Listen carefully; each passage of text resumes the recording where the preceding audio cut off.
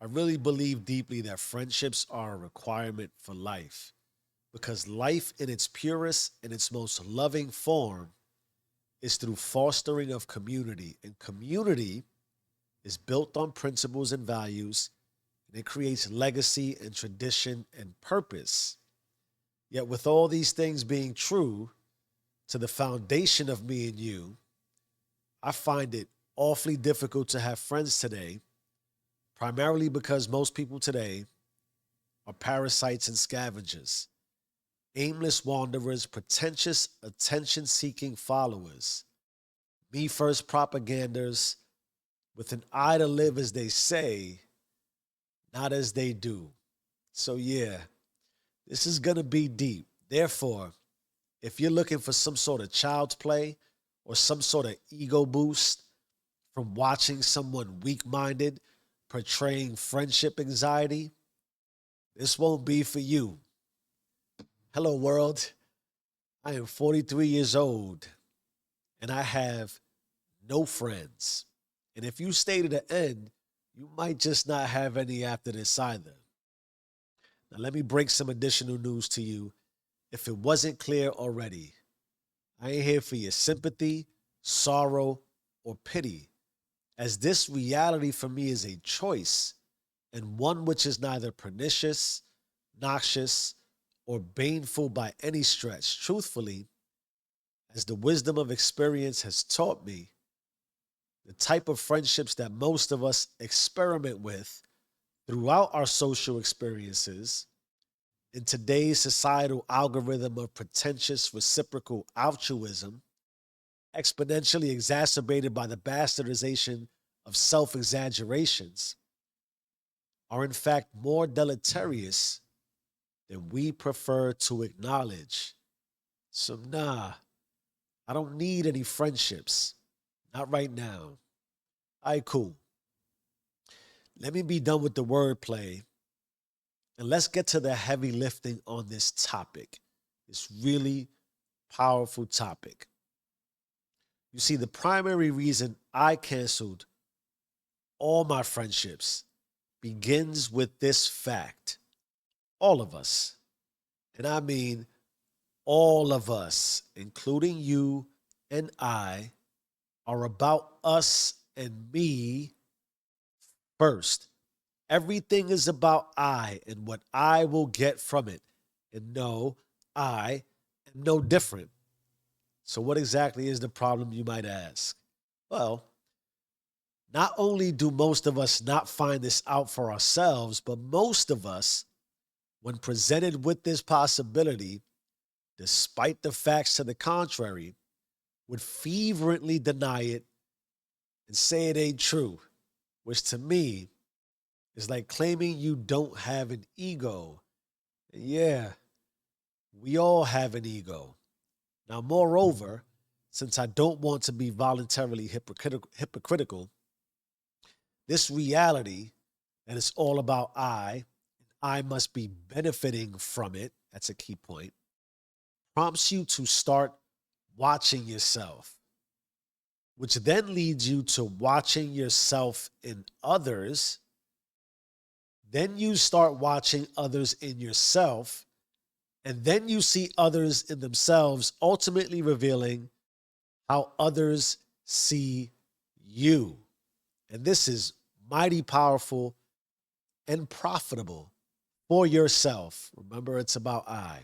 Simply because the first step in developing fruit from a friendship and not just actualizing but experiencing everything I just said is to become friends with thyself, which is you. I know this is super crazy talk, right? Me being friends with me, how vain. Let me ask you, are you really a friend to yourself? I don't know. But I tend to surmise that if you are, or at least if you think you are, you're not the type of friend I would want. Because this is where we get back to the core fundamentals of fostering community through principles and values, which I believe we all need in order to bear fruit from friends. Honesty. And honestly, when is the last time you indulged in your honesty meter? Tread carefully because truth time hurts. Do you keep the promises you make to yourself? Are you on time all the time with where you said you'd be, when you said you'd be there, doing what you said you would do? Are you clear with your intentions and objections and connections? Do you have a code of conduct around deep moral values? You know, like the corny stuff, integrity, discipline, work ethic. I'm talking unbiasedness, a conscientiousness for voraciousness. Oh, I see now. You would do as I say, not as I do kind of you, right? You talk about it more than you do it. You still stuck, standing still, insatiably complaining. Mood swings based upon the days already played with. Those are gone and they're past. Can't get over things like it isn't you who's engaging in. Are you constantly your op, subconsciously creating all these lanes that make you stop? You see where I'm going with this? Friends are allowed into my home, and the place I call home resides deeply within. So before you're even considered inside the boundaries of the walls that create my physical home, I need to protect my internal home. I told you this was deep.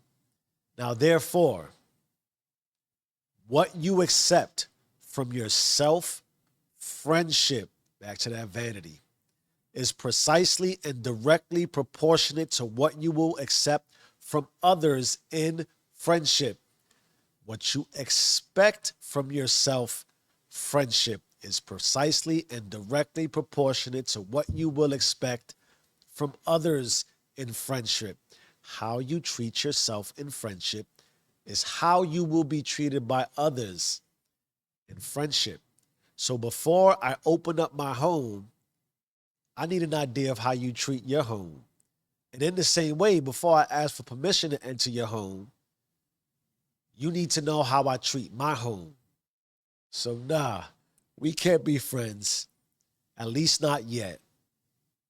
You see, in my 43 years, I've been exposed to friendships that span from below the poverty line to the executive boardroom. So the backstabbing, gossiping, behind the back yapping occurs all the same in different ways. But the significance of this exposure revealed to me a social contract drawn in some sort of secrecy, which is a me first altruistic fantasy, because most of us will not engage with anyone until we believe it's mutually beneficial. I must receive before I provide, and I will provide first only to receive. That's why there are no friends in business if it ain't about business. And all friendships are business. Don't miss the message in this. Societal programming through technological interfacing has demeaned the value of emotionally integral and compassionately empathetic relationships. It has also sensationalized the prize of success in a way that strips the human touch. It goes back to even understanding the difference between reciprocal and non-reciprocal altruism. Listen, we have become almost immune to providing human resources to other humans without expecting a prize or a resource in return. And fine, whatever. Which leads me back to my assertion that most people are parasites and scavengers. And now that you see you, because we talked first about watching yourself, take a quick look around at the characters in your life and think of it like this before I get into the dirty details. In our materialistic view of society, we highly value money as currency and we guard it tight, right? This means we are cautious with our money. And so, therefore, we're really careful who we lend money to. And mostly never, ever, ever do we just give it away? Because when we lend it, we might not get it back.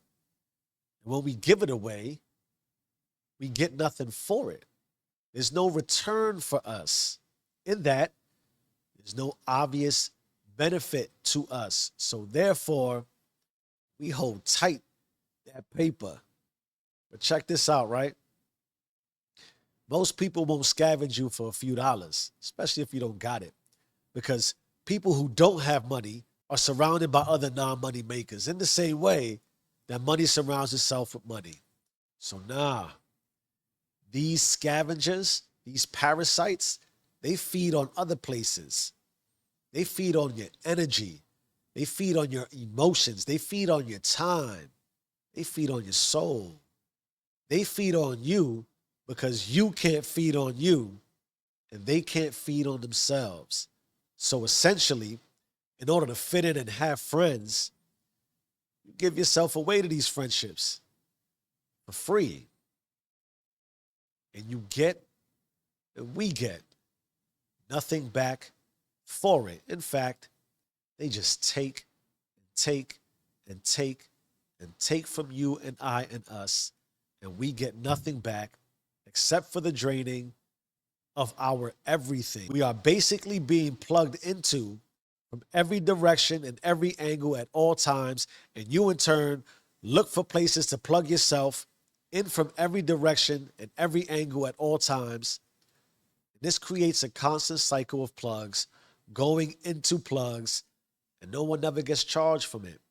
We are draining ourselves, not empowering ourselves. So what do we do with this? Because I think my tangential rant has gone on long enough, right? You're like, Jeff, I know this sounds too great. Should we never have friends? I believe the answer is, of course, and absolutely we should. I started with it and I will reinforce it here. We as people are social and tribal by nature, and we thrive when we have intimate, healthy, and fulfilling relationships, which ultimately creates a sense of community and comfort and purpose. I like to think of it like this. If you take a brief moment to think objectively, do you believe there's anyone who believes in achieving success, however they envision achieving success, and that they would want to do it alone and sharing it alone? I don't. I find that hard to believe. So look, what this amounts to is this. People create environments, and environments are a sum of its parts. Therefore, the easiest environment to establish is with yourself, mind, body, and soul, man. And this is what this means for me. I have targets, aims, objectives. I have plans, aspirations, goals, dreams, and all of that. And if you're in the way or not aligned with that, we can't be friends. I don't need to go to your parties or weekend gatherings. I don't need to accept every invitation you extend to me. I don't drink anymore. I don't smoke. And I don't have to explain why.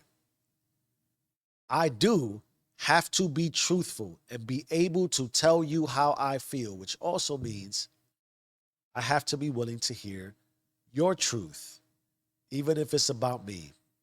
Some days, I just want to be left alone, and I will not pick up your call. Sometimes I won't reply to your text.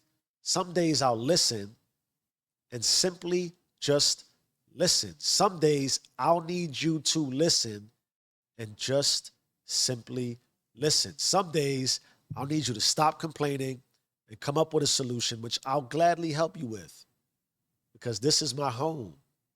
I am a priority and I will always be my priority, which means that sometimes I have to prioritize not prioritizing you and your feelings. People exist in environments. These environments offer the potential for relationships that we often confuse with friendships. and commitments to these friendships that we confuse with being infinite. Friendships are a requirement for life. Being friends with you or anyone in particular, in any particular way, outside of loving principles and values for your well being, is not. Change your mind, change your life. I am who I say I am. Do you and stay rich.